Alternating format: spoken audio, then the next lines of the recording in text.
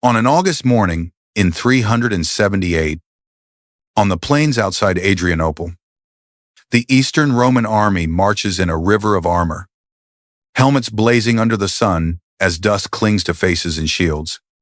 At its head rides Emperor Valens, armor shimmering, throat parched, mind burning with jealousy of his young co-emperor and a desperate hunger for victory. Ahead, beyond the haze, a Gothic host waits unseen, and before night falls, an emperor will be dead, and Rome will have crossed a line it can never step back from. On the surface, the Roman Empire still looks eternal. Marble cities glitter under Mediterranean light. Roads stitch continents together, and imperial eagles fly from Britain to the sands of Syria, proclaiming that Rome still rules the world. In Constantinople and in distant Milan, courtiers speak the language of victory and destiny, insisting that the legions remain unbeatable and that the empire's story can only ever move in one direction forward. Beneath that polished image, the machinery is grinding. The empire is split between east and west, its bureaucracy swollen, its officials hungry for bribes, its coffers strained by endless wars and courtly extravagance. Bishops and generals feud over doctrine, soldiers murmur over late pay, and along the frontiers, garrisons face enemies with fewer men, older equipment, and commanders chosen more for loyalty than for brilliance. In the east, Emperor Valens rules from Constantinople, a seasoned but anxious man shouldering an empire that feels heavier every year. While in the west, his young nephew Gratian rises, winning victories and admiration in equal measure. Between them stretches a realm that still looks unshakable on maps, yet feels increasingly brittle to those who must actually defend it. The legions still march. The taxes still flow. But on the distant northern frontier, pressures are building that will soon reveal just how thin Rome's armor has become. Far to the north of Rome's marble cities, another world was breaking. The Huns crashed across the plains like a living storm, driving Gothic villages before them, burning fields, shattering kingdoms that had stood for generations. With homes lost and harvest trampled, whole people's warriors, elders, children bundled in carts rolled southward in long, ragged columns. At the Danube, they met the empire they had once fought, and they begged not for plunder, but for a place to live. The river became a line between life and death. Roman officials agreed to let the Goths cross as foederati, allies who would trade their spears for land and the protection of Rome. And on parchment, the deal looked generous and wise. In reality, corrupt commanders and governors saw an opportunity, food withheld until bribes were paid, dogs' meat sold at obscene prices, families squeezed and humiliated while supplies rotted in warehouses. To survive, Gothic warriors bartered heirlooms for scraps and watched their children starve within sight of Roman granaries. What might have been a controlled settlement turned into a vast, seething camp stretched along the riverbanks. Heavy with hunger and resentment, Roman soldiers took bribes to smuggle some across and beat others back into the mud, turning order into chaos and promises into lies. Each broken word, each stolen ration, drove another iron splinter of rage into Gothic hearts. On the Danube, Rome believed it was managing refugees, but in truth it was building the fuse for a war that would soon detonate. The breaking point at the Danube did not stay on the riverbank. When starving Goths finally snapped, killing Roman officials, storming stockpiles, cutting down the men who had sold them dog meat at the price of gold, the violence spread like fire through dry grass. Under leaders like Fritigern, scattered bands of the desperate began to move with purpose, turning from mobs into war parties. What had been a mismanaged refugee crisis hardened into open rebellion. Soon the quiet fields of Thrace were a war zone. Villas that had once echoed with Latin poetry burned in the night. their marble halls lit by the glow of their own roofs. Roman estates were looted, garrisons overrun, and patrols vanished on roads, now choked with Gothic horsemen and infantry. To the peasants and townsfolk left alive, it felt as if the frontier itself had dissolved, and the enemy now lived everywhere at once. In Constantinople, the reports piled up on Emperor Valens's table: forts lost, commanders dead, villages gone, and each one stung his pride as much as his conscience.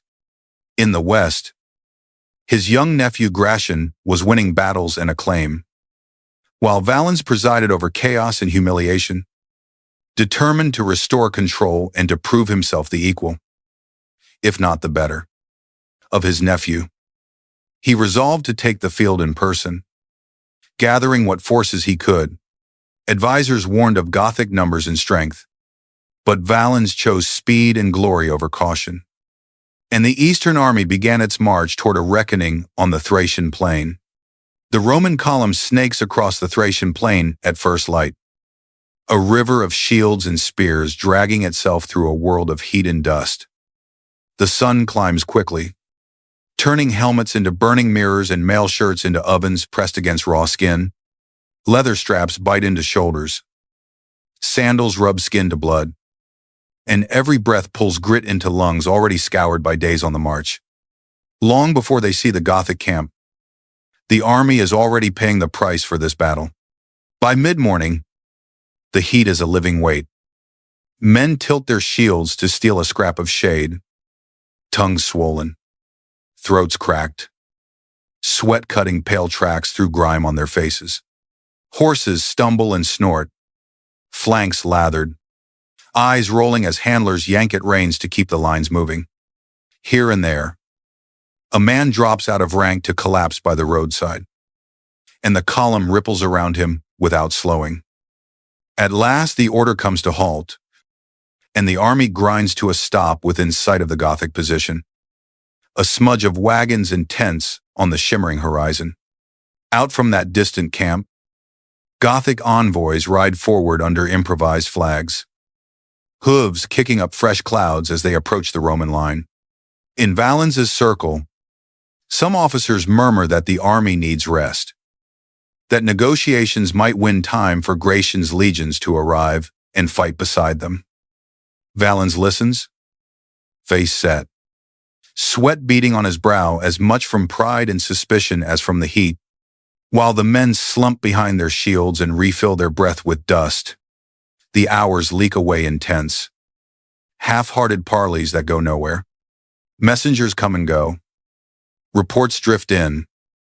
But no one on the Roman side can say exactly where the bulk of the Gothic cavalry under Alatheus and Thrace has gone. Valens sees wagons, infantry, smoke from campfires, but not the full strength his scouts warned about. On this scorched plain outside Adrianople, the emperor weighs glory against caution and chooses to move forward toward an enemy whose sharpest blade is still somewhere beyond the haze. Inside the imperial tent, the air is as heavy as the heat outside. Dust clings to the folds of the canvas, and the muffled roar of tens of thousands of men waiting on the plain seeps through like a distant sea. Emperor Valens sits at the center of a tight circle of generals and courtiers, armor creaking, sweat shining at his temples, the weight of the Eastern Empire resting on his shoulders. Maps lie spread before them, stones marking the Gothic position, while the sun drags shadows slowly across the table. The cautious voices speak first, their words measured and grim. They point to the exhausted state of the troops, the sweltering march, the scattered detachments still straggling toward the field, and the promise that Gratian's fresh western legions are on their way. They argue that a united imperial army, east and west together, could crush the Goths with certainty rather than gamble on one tired force. Beneath the formal phrases lies a simple plea: wait, rest, and do not risk everything in a single, hurried blow. Then come the others, their tones softer but more seductive. They remind Valens that Gratian is young, victorious, and already being hailed as a new hero in the West. While the East has known more setbacks than triumphs, they hint that if the emperor delays, the credit and the glory will belong to his nephew, and the world will say that it was Gratian, not Valens, who saved the empire. In the emperor's mind, jealousy, fear of being eclipsed, and a genuine desire to prove his worth knot together into something that feels like necessity. All the while, the fog of war thickens around them. Scouts bring back conflicting reports. The Goths are few. The Goths are many. Their cavalry is gone. Their cavalry is near. Each message eroding the clarity needed for wisdom. Warnings that the enemy host is larger than it appears sit uneasily beside assurances that the Romans still hold the edge. In the end, it is not the best information that prevails, but the loudest mix of pride and urgency. Valens rises, gives the order to attack at once without waiting for Gratian or fully resting his men. And with that single decision, the day tilts irrevocably toward disaster. Under the hammer of the Thracian sun, the Roman army shakes itself into formation. Cohorts shuffle into long, uneven lines, shields locking with a clatter that ripples down the front, while cavalry squadrons fan out onto the flanks, horses snorting and stamping in the dust. On the ridge behind, standards lift into the haze, their eagles swimming in the heat. And somewhere up there, Valens watches his tired army stretch into a battle line that looks proper on the surface and frayed underneath. Ahead, the Gothic camp crouches behind a rough ring of wagons, a low, bristling shape on the shimmering plain. The advance begins with a groan of effort as ranks lean into their shields and push forward, sandals grinding through dry grass and loose earth. Between the lines, skirmishers dart like wasps, loosing javelins and arrows before diving back behind heavier men, their missiles thudding into wood and flesh. From the wagon circle, Gothic archers and spearmen answer in kind, the air quickly full of whistling death and the flat smack of iron on bronze. Dust rises in curtains, blurring faces and turning the world into a choking, golden fog. Impatience proves faster than orders. On one wing, a unit surges ahead without waiting for the signal, men shouting and breaking into a ragged run toward the wagons that suddenly loom too close. Other cohorts, not wanting to be left behind or out of the glory, lurch forward in uneven bursts, the neat lines of the morning unraveling into a series of jutting salients and lagging gaps. Officers bellow themselves hoarse, trying to reel the advance back into some kind of order, but their commands dissolve in the roar of thousands of boots and the constant drum of missiles. At the wagon lagger, the Romans slam against a wall they had hoped to smash. The circle is a makeshift fortress of chained carts and packed shields, spears stabbing out through gaps while arrows rain down on the men pressed tight at its base. Some soldiers claw their way over wheels and axles, only to be hurled back into the crush, vanishing beneath their own comrades' feet. As the day wears on, the Roman line sways and buckles, units fighting hard, but no longer in step. And over the battlefield hangs the sense that one more shock, from somewhere out in the dust, could snap the entire army in two. It begins as a rumor in the dust at the edge of sight. Men on the Roman flank squint into the shimmering haze and see shapes moving where there should be empty plain, and hear a low, growing thunder that does not belong to infantry. Then the Gothic cavalry bursts through, thousands of horsemen spilling into view like a storm breaking, lances leveled, cloaks snapping, hooves tearing the ground. They crash into the Roman line with a sound like something fundamental breaking, and the shield wall that had held all morning shudders and bends. The first ranks take the impact in a spray of splintered wood and twisted metal. Men hurled backward into their comrades as horses and riders plow into the formation, Officers scream for reserves to plug the gap, and cohorts shuffle sideways in a desperate, stumbling attempt to present fresh shields to the oncoming tide. In the confusion, units overlap and collide. Files bunch together, and the careful spacing that makes a legion lethal disappears. Panic starts small, in a few broken files, and then ripples outward as men feel the line folding under them. On the far side, Gothic infantry sense the weakness and press harder against the front, while more horsemen swirl around the Roman edges like wolves around a trapped herd. The deep Roman formations, meant to be a wall of disciplined steel, compress into something closer to a human wedge hammered on all sides. Men are packed so tightly that shields jam against shoulders. Sword arms pin against breastplates, and those who stumble vanish beneath the crush, smothered before a weapon ever touches them. Arrows and javelins rain down into this heaving mass, striking men who cannot even lift an arm to ward them off. Standards fall one by one, disappearing beneath bodies and dust. And with them goes the last sense of direction. Messengers cannot fight their way through the press. Officers die without anyone to replace them, and commands dissolve into a wordless roar of fear and pain. What was a formed army at dawn is, by afternoon, a suffocating, headless mob being cut down from front, flank, and rear. Every path outward blocked by Gothic steel and fleeing comrades. On the plains of Adrianople, the Eastern Field Army does not retreat or regroup, it simply ceases to exist, leaving only pockets of resistance, drifting smoke, and an emperor whose fate is suddenly swallowed by the chaos. Around Valens, the battlefield had begun to fold in on itself. Standards that had marked his place only hours before were gone, lost under bodies or carried off in the chaos. And the ring of guards that once glittered around him was thinning with every minute. Dust and smoke rolled over the hill where he stood, turning messengers into shadows that appeared and vanished without ever reaching their destinations.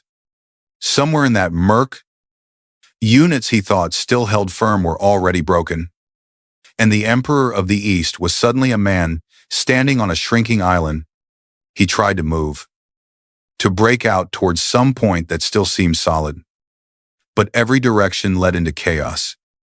One tradition says that as his escort forced a path through the press, Gothic archers found their range, and a storm of arrows fell on the imperial party, dropping horses and men alike until Valens himself sank beneath the tide of fleeing soldiers and advancing enemies.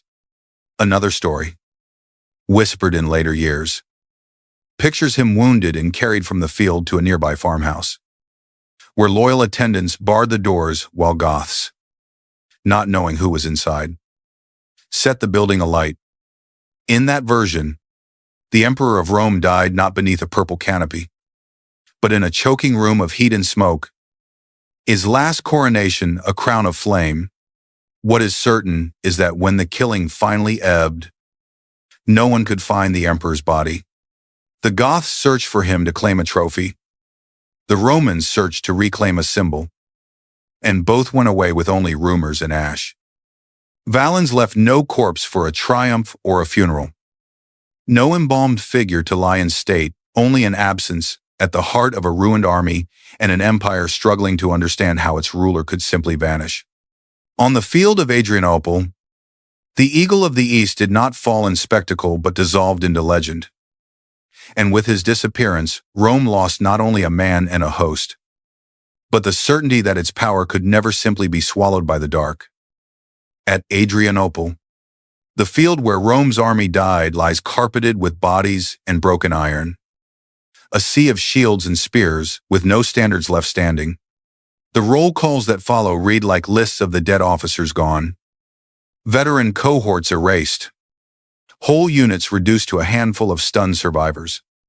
In barracks from Thrace to Asia, bunks stay empty, and armor racks gape like missing teeth where an entire professional field army once hung ready for war. The Eastern Empire wakes to find its shield shattered in a single afternoon.